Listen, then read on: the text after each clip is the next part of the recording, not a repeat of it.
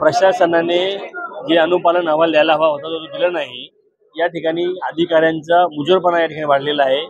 त्यावर अंकुश लावण्यासाठी पालकमंत्र्यांनी आजची बैठक तहकूब केलेली आहे। या ठिकाणी हे जे प्रशासन आहे यांच्यावर अंकुश कमी पडतो असं मला वाटतं आणि म्हणून अधिकाऱ्यांनी जी कामं सांगितली ती वेळेत झाली नाहीत।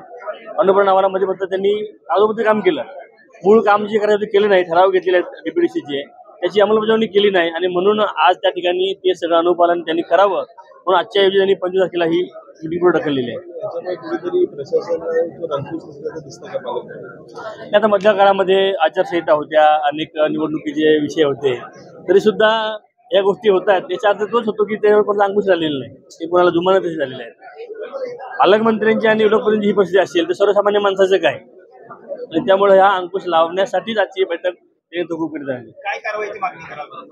आता ज्यांनी यामध्ये जे काम चुकल्याबद्दल त्यांना थेट निलंबनाची यांची कारवाई करावी असा आमचा आग्रह आहे आणि त्यांच्या जे त्यांचे सेवा पुस्तक आहेत त्यात त्यांची नोंद करावी अशी मागणी आम्ही त्या ठिकाणी करणार आहोत।